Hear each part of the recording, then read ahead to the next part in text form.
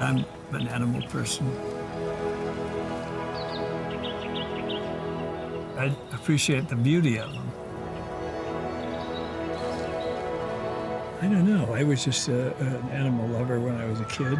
Dogs and cats and snakes and lizards and whatever I could find. It started when my dad went deer hunting.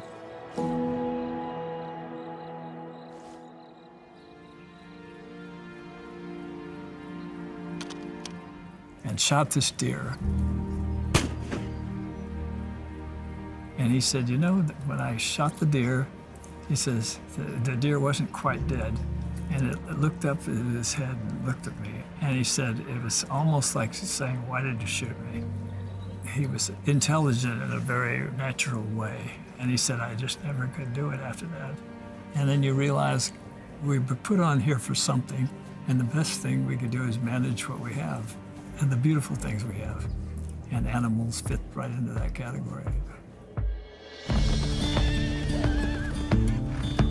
Mustang horses are going to become extinct if we don't save them, and so I just sort of house them.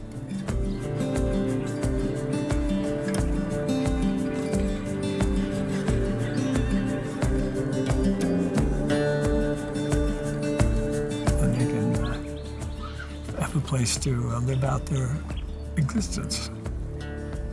I just like to see everything live. I like living things.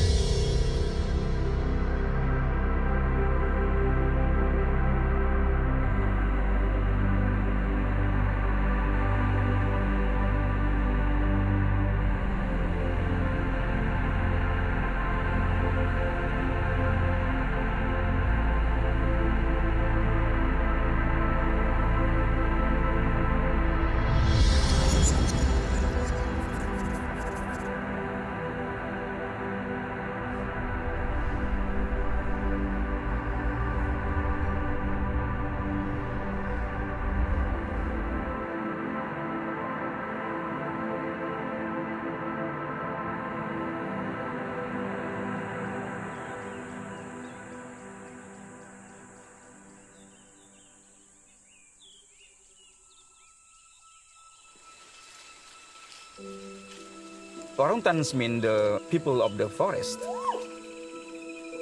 They are the best farmers because they eat a lot of fruits and they disperse seeds that will keep planting trees. In 1998, I encountered with orangutan that came and approached me about 10 meters. And I had like eye contact for such a long time, maybe 10 minutes. I feel like she delivered a message that please help. In 1998, it's actually the start of the booming of palm oil in Sumatra.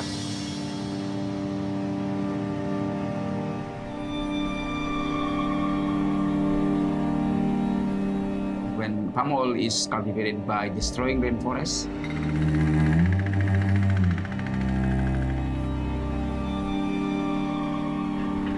home of many wildlife, including orangutans, that means that this palm oil is actually destructive and unsustainable. They come in and bulldoze everything. The topsoil's gone, the groundwater table changes. The orangutans in dire straits right now. In the United States, you look at in the back of any product, and about 50% of the products contain palm oil.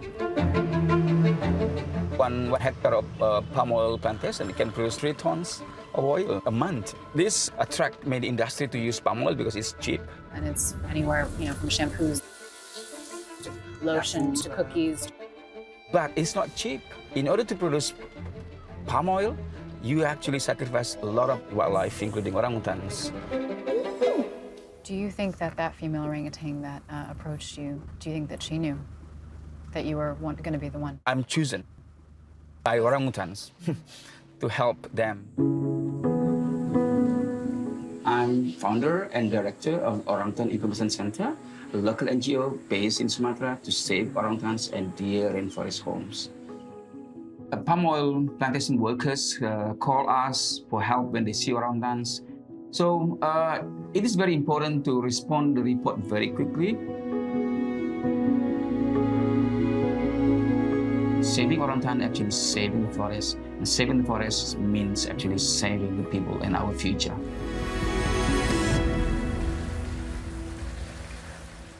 All right, so we just arrived at the Orangutan Information Center, and Welcome to our office. thanks for having us, and Paul, of course, organizing this whole adventure. And so tell me, what are you guys? You're about to go out on a orangutan rescue. It used to be an orangutan habitat, but then converted to become palm oil plantations.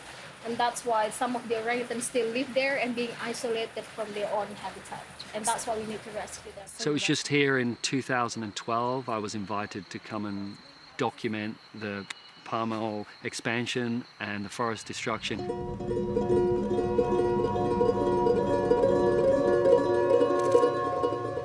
And also the wildlife trade and what was going on. Yeah, I remember just photographing the orangutan rescue. And he just made eye contact with me, and that was it. I just, the world needed to know about this issue, and that was it. I've been coming back ever since. So you're rescuing the orangutan, and then now where are you going to translocate them? If they're in a good condition, we're going to release them at the same day. But if they're in the, in the condition that need medical services, so we work together with SOCP Quarantine Center, and we're going to send them to be rehabilitated before they're going to be released one day when they're ready. Wow, all right. Well, I know you guys have to get going. Thank you for your amazing work. Thank you so much. Thank you. Good luck, yeah? Thank you. We'll hopefully Good luck. see you in the next day or so, yeah? We'll be catching up with you soon. Okay. Thank you. Okay, All right. Community and plantation workers shoot the orangutans initially, and if that doesn't work, then sadly, then they're calling OIC or SOCP to extract these orangutans. So you can imagine there's a lot of wild orangutans out there with bullet wounds.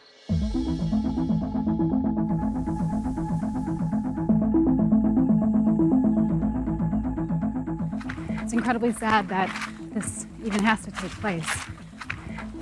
Rescuing an orangutan from where it should be its home to translocate it to a place like the lesser ecosystem where it's going to be protected. They're trapped here, and they use these, plantation trees as the fallback food, rubber. Sometimes when they have to, orangutan just try to adapt to survive.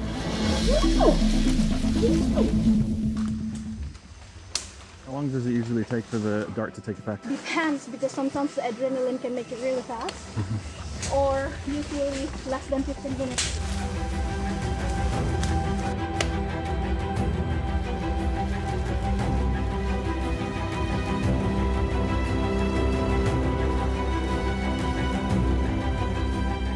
You can see that the dart is start to be reacted because the movement right now is slowing down.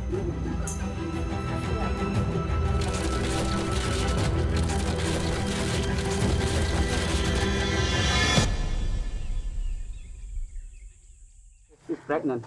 She's pregnant? Is this going to affect the baby? No. And we found an area for bullet on the body. That means she's actually shot by people. She was shot by people? Yeah. Oh no. Can you take the bullet out?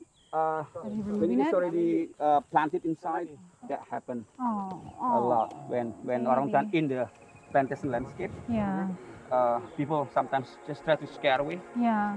No. But also sometimes people, become opportunistic poacher. Yeah, They see orangutan. Probably see. she was with the baby. yeah.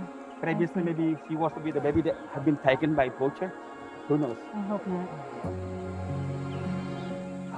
For me, it's just another image, a tool to influence consumers, influence people, and how we interact with the planet. And times like this, that strong imagery can really influence people's choices. And I think that's what's important here right now, to show them what's going on, the reason, talk about why it's going on, and hopefully things can change in the future. They will go extinct, so there's not enough. So we really need to build these corridors, secure land and build corridors between them so the orangutans can move. When they first arrive, every orangutan is given a full medical checkup.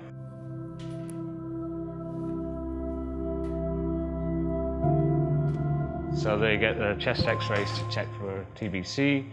They get blood samples taken and tested for things like hepatitis, herpes virus, and that kind of stuff. They get a full check over. When an orangutan has been through its quarantine and done all its medical checks and pronounced fit and healthy, then it'll be brought here. So usually we don't just open the door and throw them in. We put them in the shut-off cage so they can see each other for a couple of days.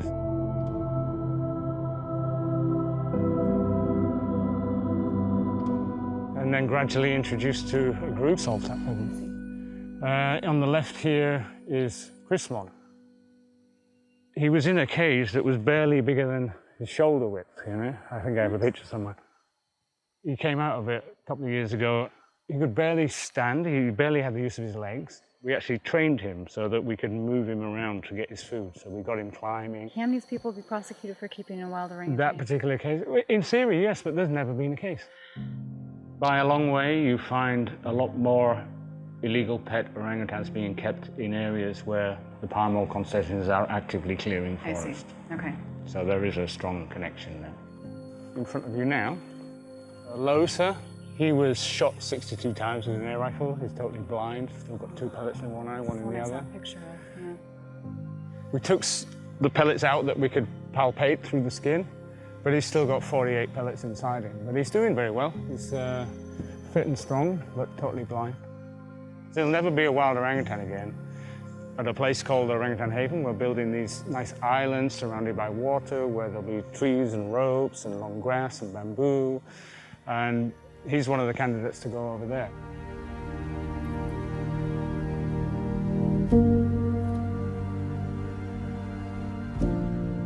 Even after many, many years, I still get a massive thrill just seeing some of the orangutans we've released in the forest behaving like wild orangutans and looking down at me, and they couldn't care less if I'm there or not. Yeah. That's the goal.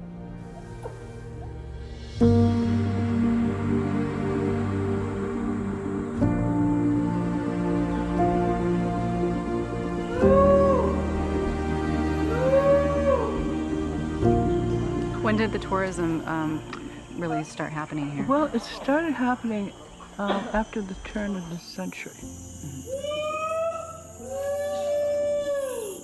I always say, if you want to help the great apes, the first thing that you can do is go to the habitat countries. Vote with your dollars, vote with your feet. And because if you go there, you tell the people, the local people, the national governments of those countries, that you consider the great apes important. Come to see the orangutans. And that's my message. An orangutan used to be able to go from here, 100 miles into the mountains, into the foothills, and then, 10 years later come back, because the males do roam. Now, he can't get back. He can't. And the reason he can't get back because he has to go through 100 miles of palm oil.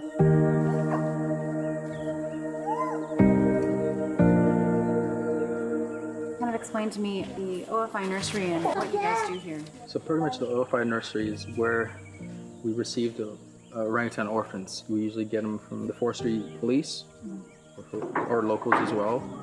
And most of these orangutans are orphans because they have killed their mothers. And they've left the babies either be kept as pets or to be sold as pets. Yeah, we care for them, and then hopefully one day they'll be back in the wild.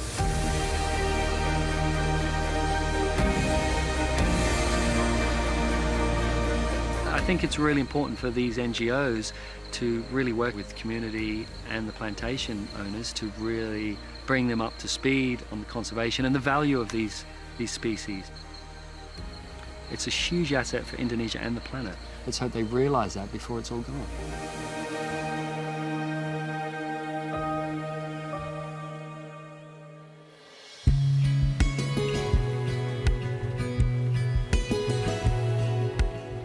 The sad truth is, much of the world does not share my belief that all sentient beings have just as much a right to be a part of this planet.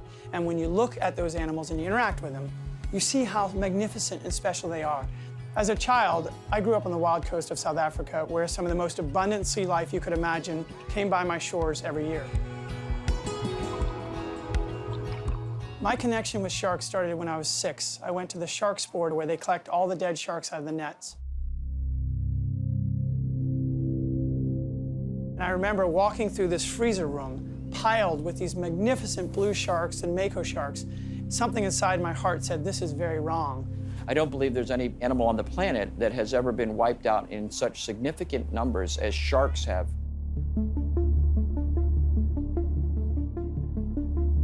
Less than 10% of sharks are left. If we don't save them while we have big numbers, I don't believe that they'll be on this planet much longer. The smell of those dead animals and the loss of that life set me on a path that I would return to later in life, and that became a primary mission for me. I am a cinematographer, photographer, but more than anything, I'm a conservationist. If we don't take a stand and draw the line on these animals, nothing in the ocean is sacred. For sharks, this beautiful creature responsible for maintaining the balance and health of our oceans. Although sharks are probably safer than every other animal on the planet, that doesn't get into the news at all. We need to swim in that ocean and feel that water and see these animals grace our presence and realize that these are beautiful, magnificent, and sentient beings that were put on this earth long before us, and that they play just as important role in the system, but they have a right to be here just like us.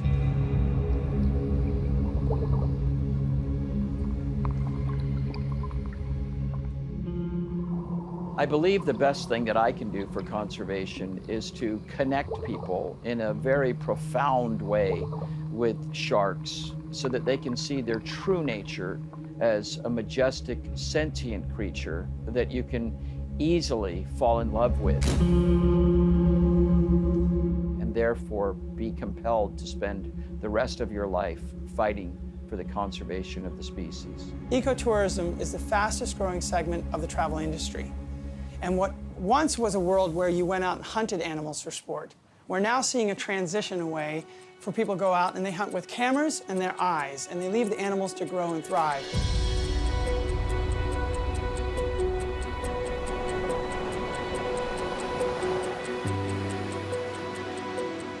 In South Africa. Unfortunately, there's a big lack of regulations on illegal fisheries here, quantification of just how many prey species of white sharks are being removed, and we do believe that's happening at an alarming rate. You know, you've got a resource swimming along the coastline that a very poor family can feed, you know, themselves for over a month, let's say, off. And so, for example, in a restaurant in Cape Town, it would be very unlikely to see shark fin soup on a menu. Ethically, it's just disgusting. Alison, take us through what we're about to experience here. Well, you're probably in one of the most remarkable locations in the world for marine life, as you're aware. And what's really special about this part that we're walking down to now in terms of a harbour is it's one of the most accessible locations on the planet for seeing great white sharks. The ecotourism, it's keeping this animal alive, and that's why we feel so strongly about it. For your safety, please take your seats and remain seated until we're on anchor. Remember to keep one hand on the boat, the other hand for yourself. If you need any assistance get the ride out, please draw the attention of any crew. What we do on every single trip is have a qualified biologist on board to identify every single shark that comes around. Which today is me. And what an amazing opportunity. So, each great white we see, we log down characteristics on it.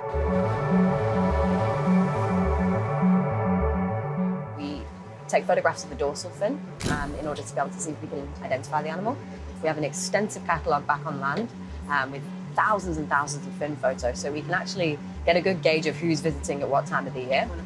And I think a lot of people don't realise how highly transient and migratory great whites are. There's a very high concentration of great whites here because there's a lot of food source for them here in this area, and they're losing that food source anywhere else. So researchers think that that's why they're coming to these areas.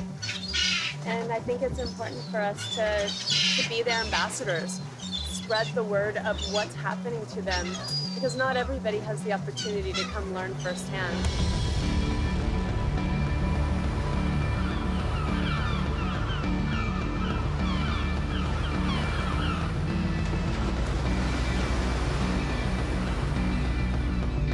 White sharks having the protective legislation around them, they're a CITES Appendix 2 species, they're listed on CMS. So throughout their distribution, they are You know, they're pretty much protected, but the problem is we get a lot of lack of enforcement.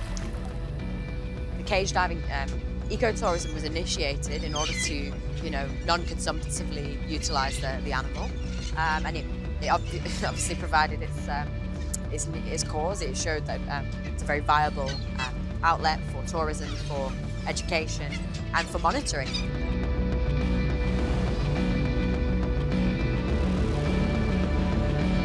Ecotourism is critically important because that is where people see, wow, this animal is actually a beautiful animal. See how it moves. It's not trying to jump on the boat. It's not trying to do this. It's never going to try and eat me.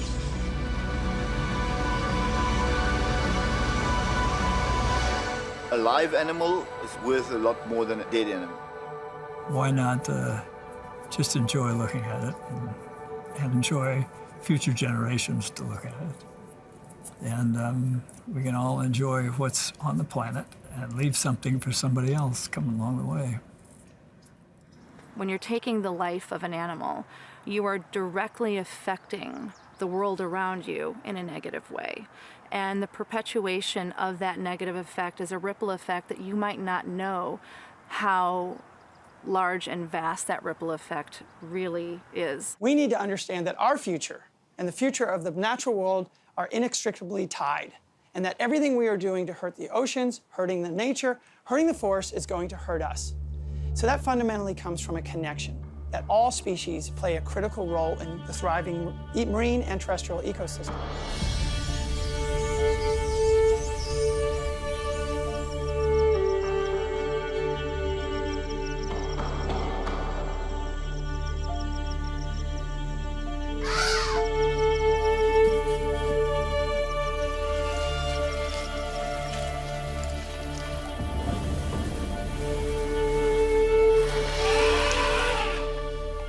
Elephants are juveniles, and so that means that, you know, they've been through the trauma of a scene. Their whole families, their mother's poached.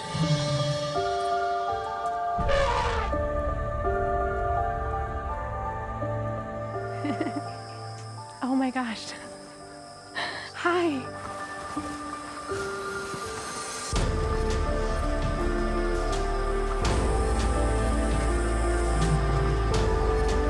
Every single one of these animals is here as a result of either human-wildlife conflict or poaching, greed, money, or trophy hunting, whatever it may be, that's left these poor orphans on their own.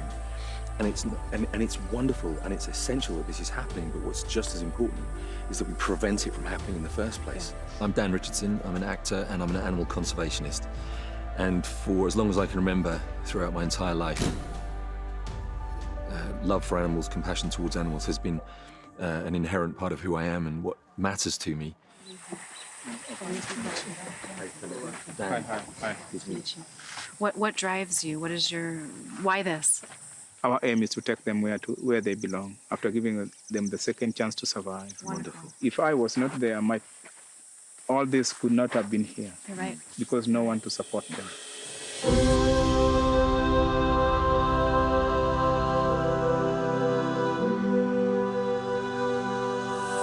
But we're also happy that you guys also helping the part of it to support them, like me, I do on the ground.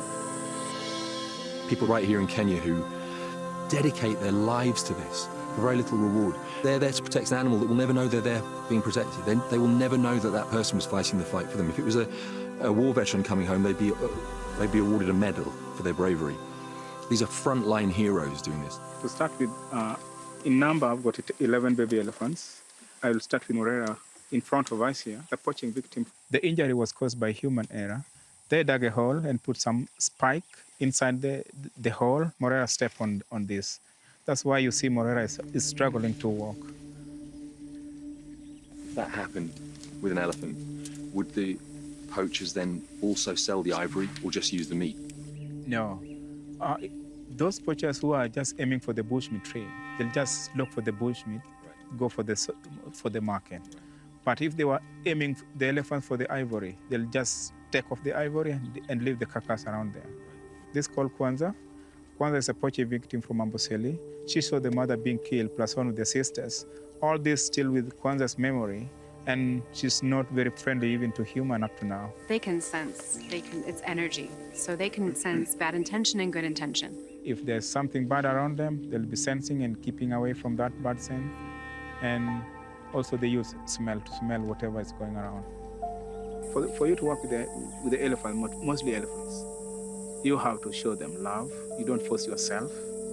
You know, with love, it's something not forceful. So you have to, and give them peace. So it's just peace and love. You'll be understanding each other. Well, I want to shake your hand. God bless you For for the all of unity. your work. It's so important. We're with you, and we want to save these animals as much as you Thank do. you. I think, elephants are an iconic species. They represent Africa in so many ways. The orphans especially are such great ambassadors for the cause. I'm a pilot with the David Sheldrick Wildlife Trust. Even though we're raising money to protect elephants particularly, that money goes towards protecting their habitat and then all of the animals that live in that habitat. So it's not just elephants that we're protecting ultimately.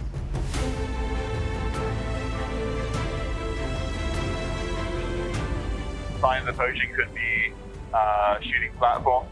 The poacher would build a platform on the top of the tree and then wait for animals to walk past, particularly elephants, and shoot them from above with poisoned arrows. It doesn't kill the elephant immediately. It could take several hours or even days to kill the elephant. So that poacher now has to track that elephant through the bush until they find it. There's a chance of getting lucky and finding poachers. We can catch them before they've killed elephants, which we're able to deploy canine units and rangers rapidly. Sort of a need was identified to create a safe habitat for those elephants to be re-released into the wild. We started setting up desnaring teams, which were protecting the area so that there was a safe habitat for the elephants to go back to. Here is the main park. This is the best place to reintegrate them because we don't have tour roads here. Yeah. So they'll not be corrupted. Right. So here is where they will be completely wild. They have their nice time to roam where they want to browse. And eventually here, especially here in the water hole, is where they have a lot of interaction with the wild ones. This is Nelion coming in. Yeah. He's been a victim of poaching. We have Aruba, who's also a victim of poaching. They came in here when they completely given up. They had seen no life in front of them, but now they are settled. The keepers have given them that love. They feel that they are at home. Giving us that trust is a big thing for us. Of course. Because otherwise, big and heavy animals like this could smash you down in a minute.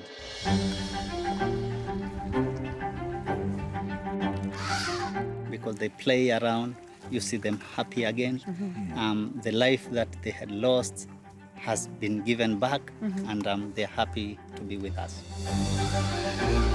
We raise them for 10 years until when they are really ready and confident to go out in the wild. You see, an animal that has gone wild, an ex-orphan that has gone wild, and he gets a problem or he gets happiness in giving birth, he remembers you. That's the greatest thing.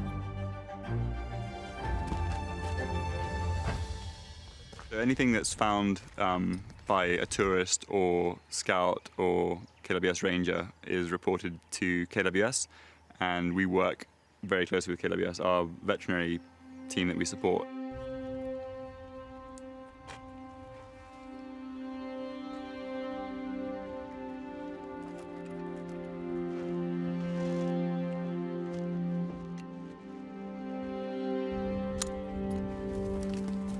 I've been able to save many animals which are on the brink of death.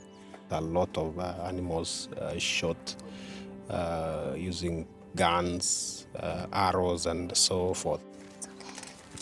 The biggest challenge in terms of conservation is a poaching menace. The information should go to the buyers and the consumers of these products that they are doing more harm to the animals than they think. If you protect the ecosystem, you are protecting your own health. If you destroy the ecosystem, you're also destroying your own health. There's a real importance to protect what we do have left, and I think raising awareness of that is paramount. So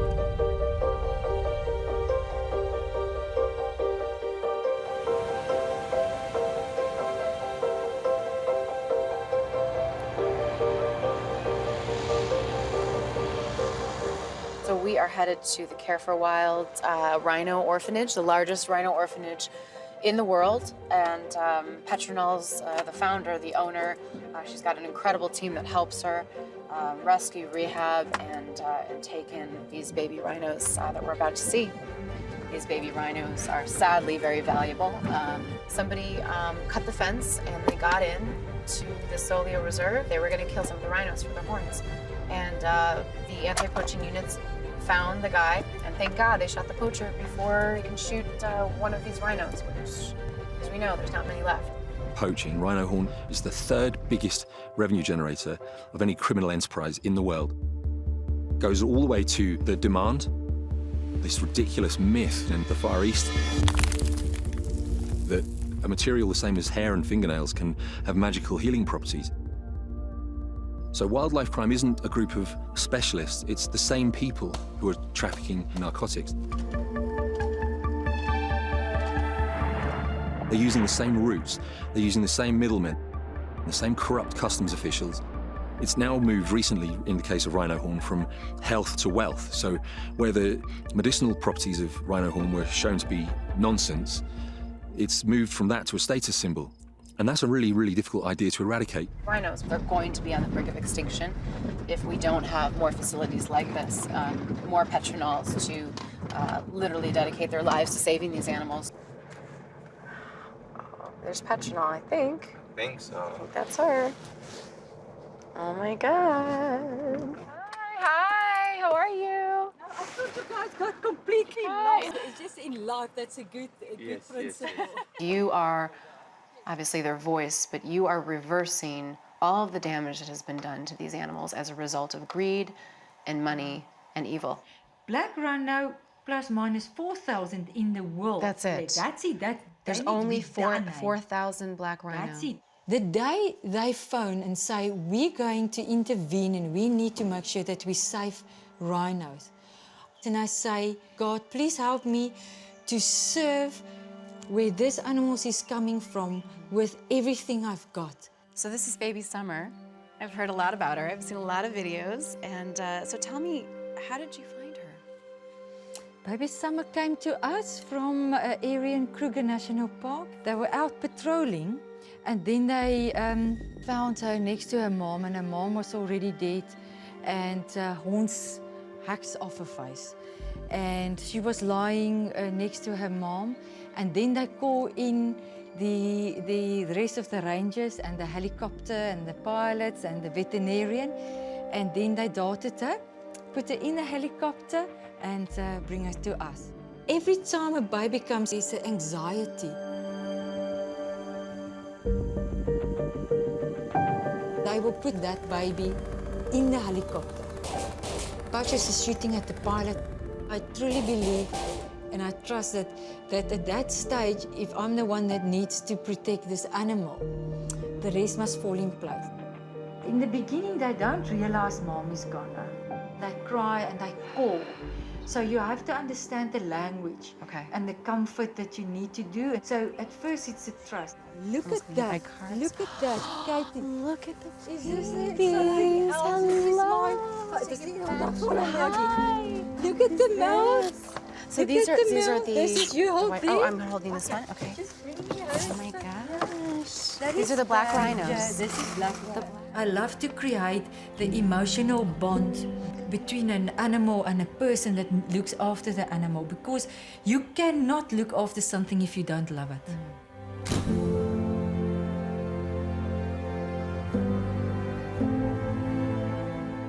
I live very near these animals. We love them. Yeah. And the healing power is in the animal. These are the ones that are going to be released. Okay. How many? They're the next group that needs to be released. These are white rhinos? Also white rhinos. They just came in from the veld. We call it a boma, but it's actually a holding facility. I see. It's a temporary or permanent holding facility. So if you look at your poles, you can clearly see there's some areas where you can go see through and so on, and it's planted in. It makes your animals safe, but it's also an area for you to be safe as a person that's working with them. This is very serious. This isn't just, like you said, running a farm with some rhinos. This is saving the last of a species that the rest of the world may not see.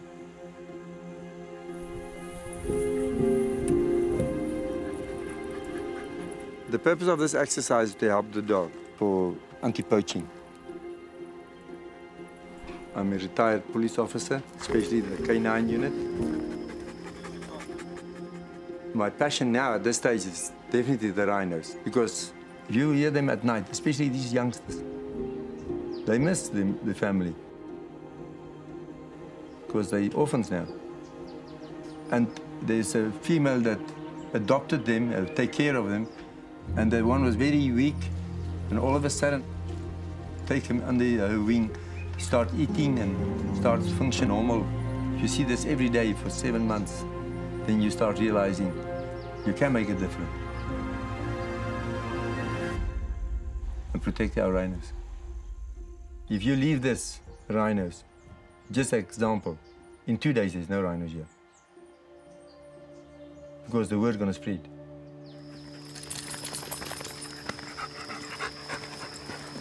That's why we do the inside and the outside perimeter to see if there's any movement or there's people that can sitting and watching us. So they cut the horn, the next morning it's gone. The rhino horn is for the eastern block. All of them go there. When you first see a rhino that's been poached, then you decide that guy don't need to walk free. We're gonna hunt you down. The jungle land teaches observation and awareness. Is this target worthy of killing or not? Is it a friendly or whatever? So the whole thing is designed to build that process, to ingrain it in a ranger or anti-poaching operator.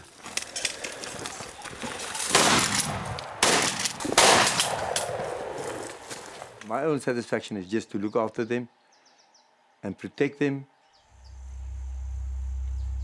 and help the owner sleep safe and feel that they're safe, that we can make a difference. Policing is as much a fundamental part of the holistic conservation approach as education in an African school. And as long as we all fight together and we are shining a light on these issues and changing them, we can win.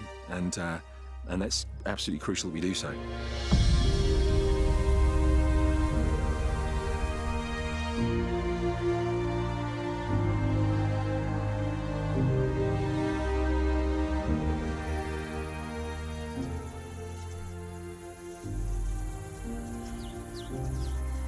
Incredibly tragic. I can't explain the feeling. How meaningful is this place to you and your colleagues, the team that work here? On the one hand, it's a testament to all the work we do.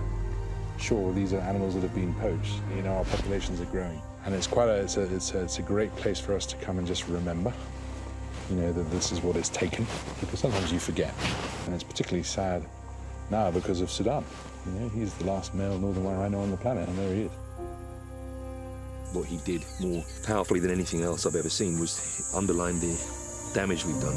He emphasized the damage we've done as a species to his species and others. It's the sixth extinction. The Holocene extinction means extinction based on human impact, and it's happening now. Some people don't believe it's happening, but we can clearly see it happening with Sudan and all the negative human impact based on greed, money, the legal Myth. black market trade of this species for something that has no real medicinal purpose. Animal conservation is my purpose in life, and without it, animals like these, and incredibly, we're talking about the last two of a species in this case, that I want to stand up and fight for. It's almost impossible to comprehend, isn't it? We're literally looking at the two last existing individuals of an entire species. It's shocking. Because of human destruction, look at the results now. Only the two remaining on the planet. Do you think that in vitro fertilization will work with possibly the southern female white rhino right here, the surrogate?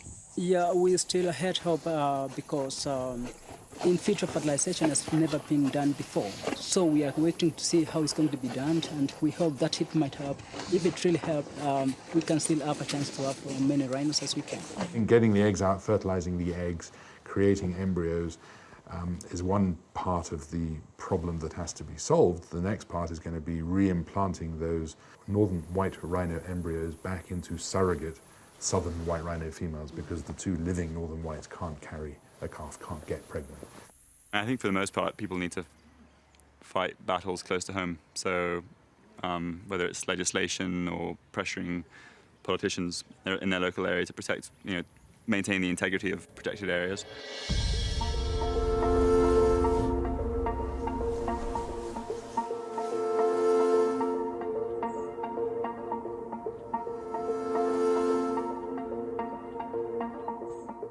I actually consider this capital, this state capital of California, the epicenter of progress in this country. And frankly, I think it's a fulcrum where we can put a lever and actually start to change global economics around this brutal trade that is on the verge of extincting some of our most iconic species on the planet. Trophy hunting for these iconic endangered African species is not only brutal, but it is anachronistic, some false show of masculinity that people want to go out there and act tough by slaughtering lions, rhinos, giraffes. This has to end. This bill, SB 1487, could actually preserve the last remaining iconic endangered species on this planet. The fight for our own humanity is wrapped up in the future of these species. Even though they say, well, what does this have to do with people? You're not helping people here. I say that this is the most powerful thing we can do to restore the dignity and humanity of the human race, and not just make ourselves exploiters and consumers, but stewards. We're putting our flag down here in California today saying we know where we stand. We stand with the species of this planet, and that the ultimate test of a civilization's morality is how they treat those who can't protect themselves. Do you like to fight? And do you like to fight with ethics and the law on your side? And that's why I'm here. I'm a nice guy, but I don't like to be pushed around. I don't like bullies. We have firsthand experience witnessing the two last female northern white rhinos left on the planet. Lions, cheetahs, elephants, all of these species are facing extinction, and we support this bill 100%, and we ask for your support to save these animals before they go extinct in our lifetime. Thank you so much. They've been on this planet for millions of years, and in the last 120 years, we've been wiping them out. A dead elephant is one hunting fee to usually a dictator. It never gets to the people. Trophy hunting is the worst. It's strictly to see who's got the biggest elephant head or whatever they're looking for. I feel humans should know better. If you ever get down to a point where you've lost all of your wild populations, you only have animals left which have been kept in zoo conditions for long periods, then your chances of recovering that species are going to be extremely small. We have the power to reverse it, and it needs to be led by governments. And I think we're beginning to see that happen. If we can change rules, regulations, government, laws, the way that the fishing quotas, to this, to that, then we should do it.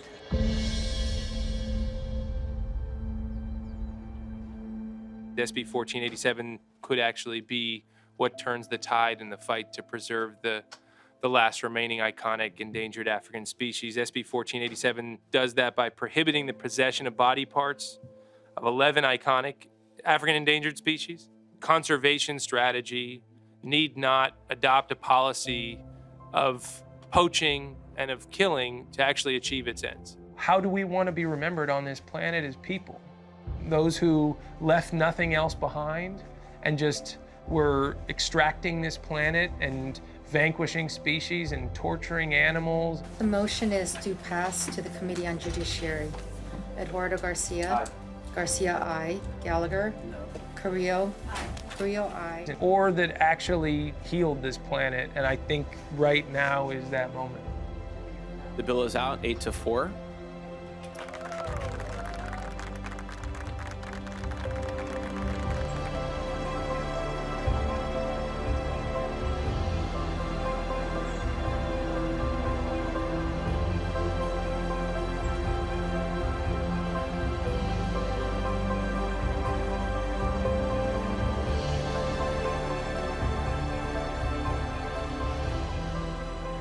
I think, you know, in the entertainment business, I'm always getting makeup on my face. And I want to make sure that the animals didn't suffer unnecessarily. That, to me, is the most cruel. Science has evolved past bunnies in a box. So now that we have these human-relevant models that are actually closer to keeping humans safe, more efficient and cheaper, we can use them. I just want to say how proud I am to be a principal co-author of SB 1249 to protect animals from cosmetic testing. And look, we know that for more than 50 years, unfortunately, animals have been used in painful tests to assess the safety of chemicals used in cosmetic products. Not only is this practice inhumane, but unnecessary where lab alternatives exist. Please join me in supporting SB 1249, such an important legislation for those that do not have a voice to speak up for themselves. Thank you so much for being here. Today is critically important to save the lives of hundreds of thousands of animals every year that get tortured for vanity and fashion. And I always strive to ask everybody to go cruelty-free and always look for the leaping bunny. And if it does not say cruelty-free, they usually test on animals. As an actress, every makeup chair that I sit in, I try to make sure that the cosmetics being used on me were not tested on animals. But the burden is on us. It is on the consumer.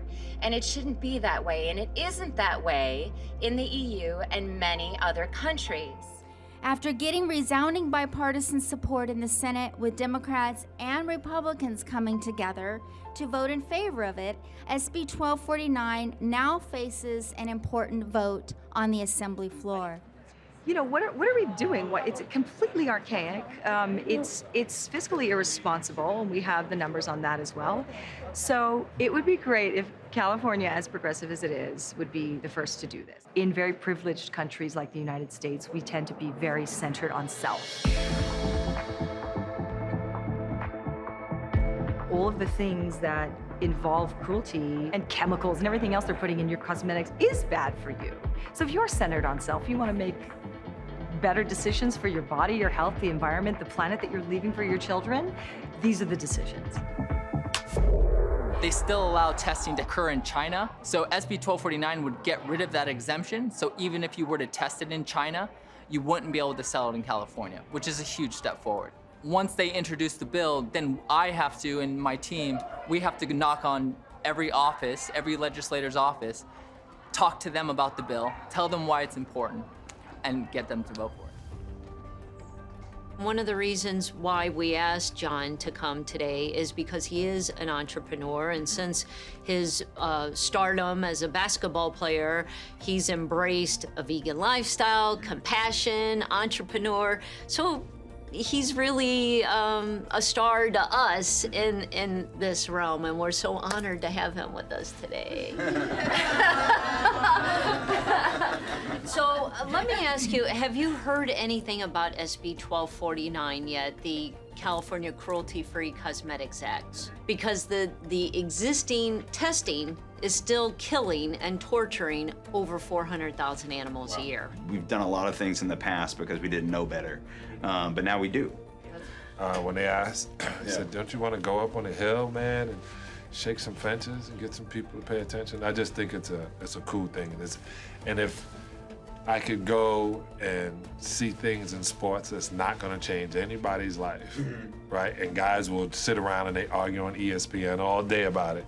This changes not just our lives. It means we save like 54 million land animals a year, everybody. And another thing, you make sure get that vote. Did you? Oh, you didn't hear him?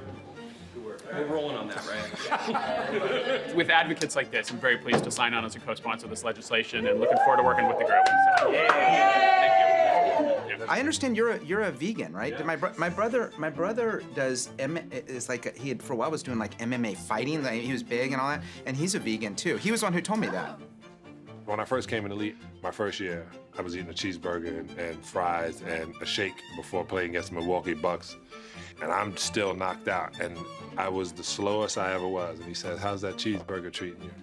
And then from that point on, from 1986, I started paying attention to what food does. Oprah put out a thing with Deepak Chopra in 1993. It was, you should not eat with people you don't like, because your body, your psyche, does certain things to the food. So if you eat something that's dead, something that has been murdered, something that has been afraid to be murdered, and you get that in your spirit, you now have that. You ever see the biggest guys are always jumpy? That's that cow. Are you an I vote? I'm totally against animal testing too. So, and I have been throughout my career. There we go. My friend started a thing called Mixed Chicks for hair. She's half white, half black, and her hair was mixed, so she had it for hair. And she literally made it cruelty-free before she put it out. And if she can do that in the thought process, and they asked me to come be involved, I said, yeah, no problem. I'm an animal lover. So I can commit to that I'm an animal lover. So I'm all about being humane and humanity and making sure that we do things right. And so I find that interesting. It would be a great way to be able to go back and find some data and some pathway so that we can help guide the committee in making the right decision. Can I have a picture so just in case you do it wrong, I can say this? I have a picture.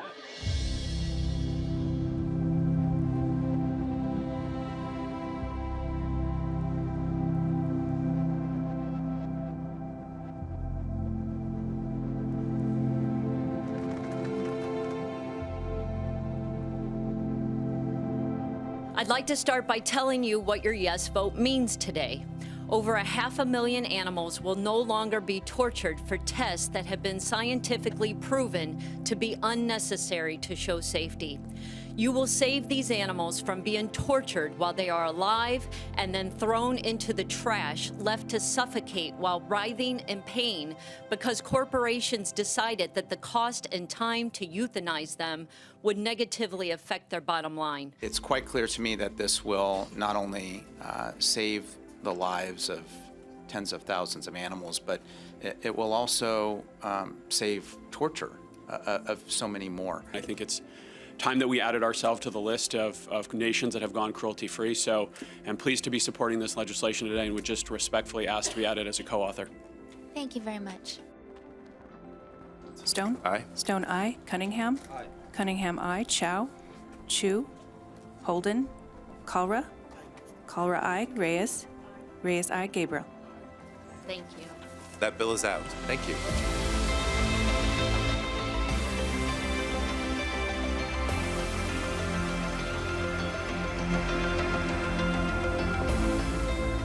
Yeah, the good thing about doing good things is that it becomes infectious. And I think our future as a civilization and as a species is directly intertwined with our willingness to preserve biodiversity. I started the International Anti-Poaching Foundation in 2009 after travelling around southern Africa, seeing what was happening with indicator species like elephant and rhino and what we're doing to them. And the thing that makes me feel the best is being able to help rangers to protect animals, being able to speak out on behalf of animals, being able to be a voice for the voiceless.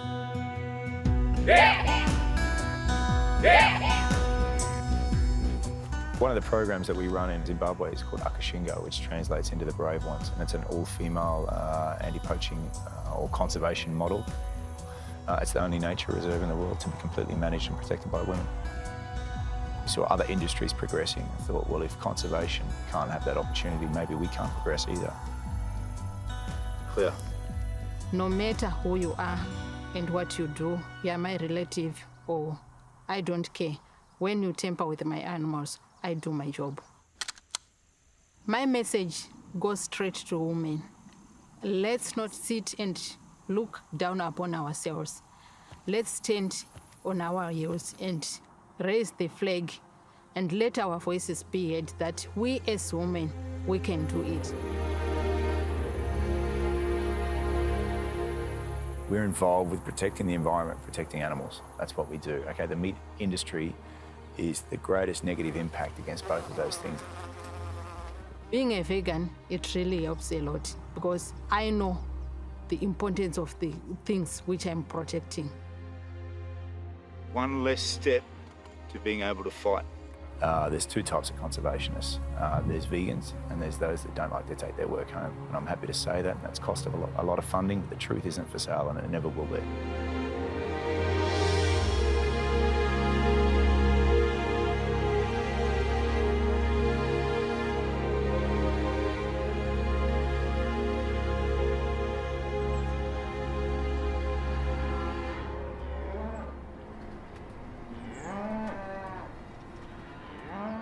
Living that plant-based lifestyle, the first thing that I cut out was dairy. The leading cause of environmental pollution, and I also knew that these cows were enslaved. Listen, a cow has to give birth to give milk.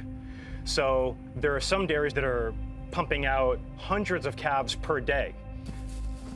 A lot of those calves are male.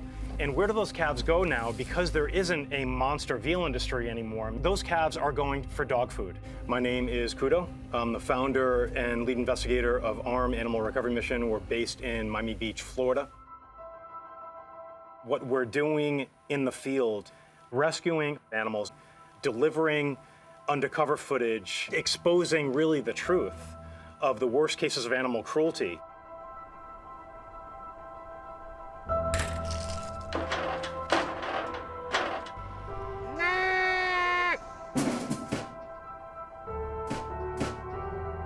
It is an extremely sad, heartbreaking job to look at animals while you're in the field undercover and see them boiled alive, butchered alive, disassembled alive, beaten to death.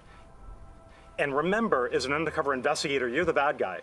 So you have to laugh and be one of the crowd as this is taking place. This is a small percentage of our gear. The drone. Extremely important to the investigator. Undercover camera. Without the undercover camera, we would get absolutely nothing done and absolutely no footage whatsoever. People that are working in slaughterhouses and factory farm, they have violent pasts. They have been convicted of serious crimes in the past.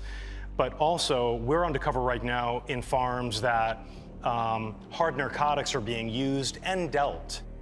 You know, it's important for people to understand the true reality of what takes place in factory farms, where you think you're getting your meat from a good, wholesome place, and it's actually coming from a place that's dirty, inhumane, and just uncared for.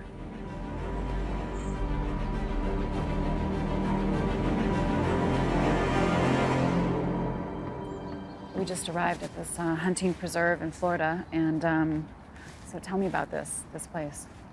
There's several locations here in Central Florida that provide people the opportunity to come out here and pay to hunt several different types of species of animals, and endangered species that are raised here on these properties, and then people pay large amounts of money, up to $20,000, $30,000 to come out here and hunt.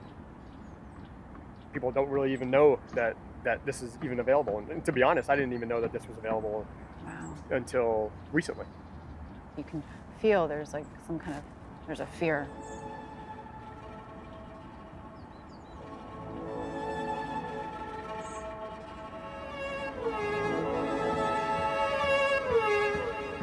Anybody who says that they care for their animals and that their animals are happy, they're not happy. Animals that are free are happy. The animals that are contained and enslaved are not happy. These people, I think that they feel like they're not doing anything wrong, and they feel like, this is a way for them to profit and make money off of killing animals. There's something wrong with people that can feel okay with killing an animal and then putting a trophy on their wall or a rug on the floor. It just doesn't really make sense. So the only saving of the animal that takes place is by us.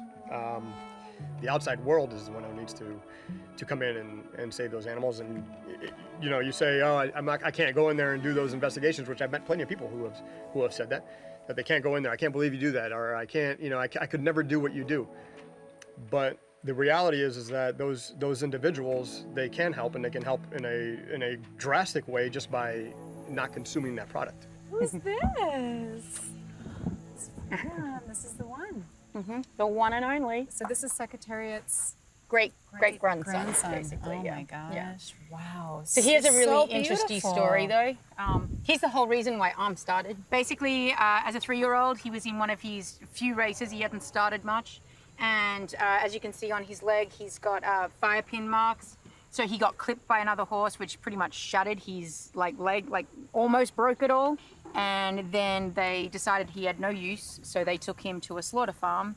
And that's where he was going to become a part of the black market horse meat trade. Unbelievable. And that's when Kudo first found out about the black market horse meat trade. And as a redemption to freedoms, was like, I'm going to expose it and bust it and then get back to my life. Well, he soon found out that illegal animal slaughter farms is like the underground belly where all of the illegal and horrible animal cruelty operations just, network out of. So everything from animal fighting and, Started with rescuing a horse from an illegal slaughterhouse in Miami, Florida. But that is really what made me break out of my bubble. It's what made me give up my profitable life monetarily to switch and make the leap. And I can tell you from a person who was so profit-driven that I'm much more happy and accomplished in my life now than I was then. And that's little Kudo. That's one of the first pigs at the back. Kudo actually rescued him off in the middle of the night off a slaughter farm in Miami. And he actually had an axe hole in his top of his head. He still has it. He has a scar. No. So Kudo took him in. He's very cool, very quiet and calm. When you meet farm animals in the sanctuary setting, you start to see how they are all very different. Like each pig is so different, and their likes and dislikes and the way they behave and interact with people. And so I think, it's just a misconception that is put out there for a reason, because we couldn't possibly eat them if we knew them. Woo! Come on, cows! Calvin! Come on! Come here! And Calvin with the white stripe is, his mother died giving birth to him, so he's been here with us. Brownie, the big one with the horns, he's one of the few owner relinquishments that we took. And then we'll see who else comes over. But they probably will. Here in the States, we don't eat dogs, we don't eat cats, and we've put up this wall in between them and all of the other animals. If you come out to a sanctuary and you meet these guys and you look them in the eyes, you'll see that they're not different than your dog, they're not different than your cat.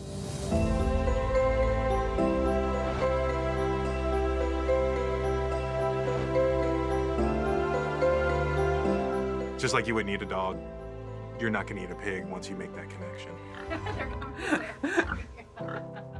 A lot of different farm animals have the awareness, the intelligence, the emotional intelligence of a 3-year-old child. It's a critical thing to understand, this dichotomy of ingesting the very thing that we would care for in any other situation. My name is David Verberg. I'm a 2016 Olympic gold medalist, plant-based athlete, and animal advocate. Basically, the whole reason why I became vegan was because I grew up on a farm with probably 25 different types of animals, from chickens to goats, sheep, peacocks. Somebody came up to me and we were talking, and I had bottle fed the calf, and like, well, so you must be vegan. And I was like, no, well, like, why not? And I didn't have a good answer at the time. Like, I really couldn't tell them why I wasn't vegan.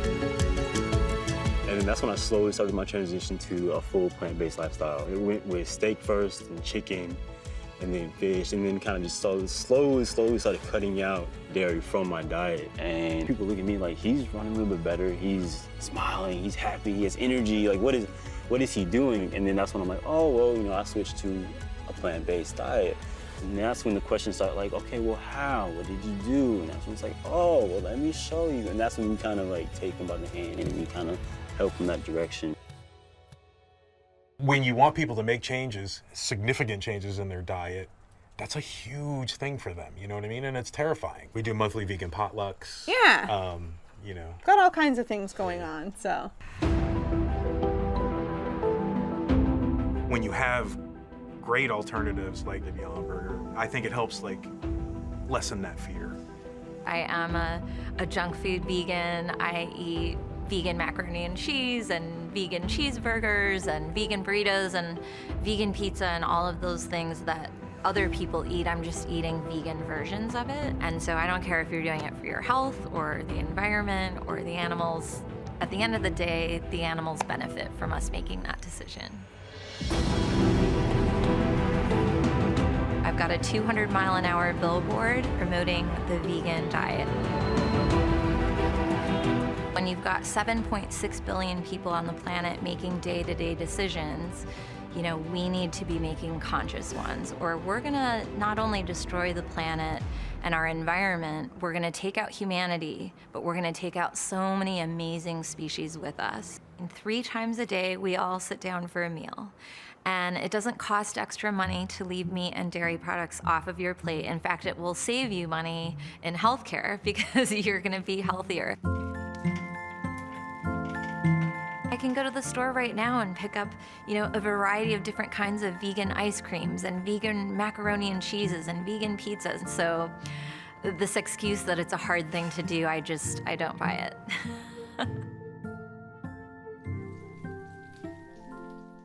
My motto is never underestimate a vegan hippie chick with a race car. There's not a lot of hippies in racing. There's not a lot of vegans in racing. There's not a lot of girls in racing. So that kind of summarized all of the things that made me the oddball out in the garage in one sentence. Every time the track announcer talks about the vegan food on TV during the NASCAR broadcast, to me is a win, because I know that's echoing on to, you know, millions of ears. And that is what my primary goal was.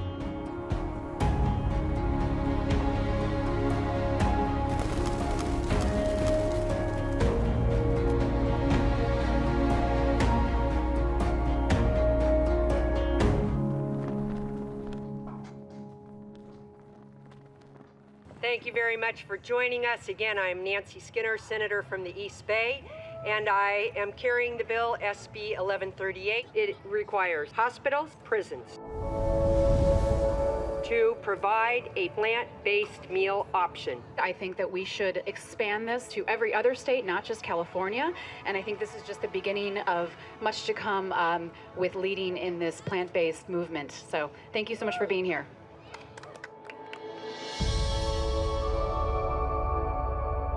This bill would empower individuals to make healthier choices both in and out of the hospital setting.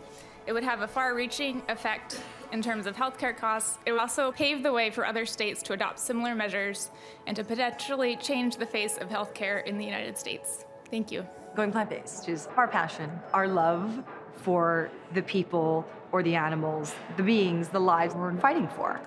When you consider the impact of a plant-based diet in the oceans, it's almost unimaginable. You would eliminate all of the destructive fisheries, the gill nets, the long lines, the purseines, the bond fishing, all of those industries right now that are literally wholesale destroying an entire ecosystem for our palates. It would be probably the single most important thing we could do today to save the oceans. We're wasting so much land and water just in livestock production that could be going to crops that people could actually eat themselves. Just from a practical standpoint, eating meat doesn't, on a grand scale like this, does not make sense. Consume less and be conscious of how that food ended up on your plate, and think about that and really try to work with the planet. When I was very young, a physician friend of my dad's came over and we were eating a big pot roast, you know, with all kinds of carrots and things around it. And this physician just said, you know, we shouldn't be eating all this. My name is Janelle Palacio Butler, and these are my 2 children, Zion and Genesis. In July 2016, I was admitted to Long Beach Memorial Hospital to give birth to my 4th child. Before labor, I informed the hospital that I was vegan for ethical reasons. My first meal after giving birth is a white bread with iceberg lettuce, a slice of tomato with cheese on it. Not only did the sandwich have cheese, but I can tell it had meat and they had just taken the meat off. I told them I'm sorry and I was very polite, gave it back to them. They sent me chicken broth next. Told them chicken broth is not vegan. They said, well, there's no chicken in the soup. And at the end of this ordeal, I was told by the hospital administrator, and I quote, "We don't give vegan meals. People who want vegan just cave in and they eat what we give them." We're not a fringe thing. We're not crazy. This is just a compassionate lifestyle is all it is. And I think when you put it towards people that way, you can't really argue with doing less harm. Item number 9, SB 1138, due passes amended appropriations. Call the members, please. Hernandez. Aye. Hernandez, aye. Leyva. Mitchell. Monning. Aye. Nielsen. Pan. Currently has 6, enough to get out. We're going to place that bill on call. We do have some absent members. You know, I suppose the most enlightening thing or empowering thing for me is the realisation the important things in life are not things, they're actions. And deciding that my life is not going to be about me anymore and what I can make and take, but what about what I can do. Being able to speak out on behalf of animals, being able to be a voice for the voiceless. And knowing that we maybe can't change the entire world as an individual, but we can change the world for many individuals. Mother Nature, that feminine energy, needs to rise again. Because it is only that energy, I believe, that will give us space to let other beings share this world with us. And that's where we need to turn the tide and support an ecosystem that not only thrives for nature, but itself helps protect our livelihoods and our future. The more people that just spend time in nature, I think it's a win for themselves, spiritually, personally, and on a global level. People really need to slow down and think about what we're doing and how we're coexisting with this amazing planet. We have to place more value on life, and I think that goes with all animals. I think there's more people that are getting interested in the well-being of animals. And I think it's just general intelligence. Mankind is tough on the planet. Changing a way of looking at animals is saving the planet.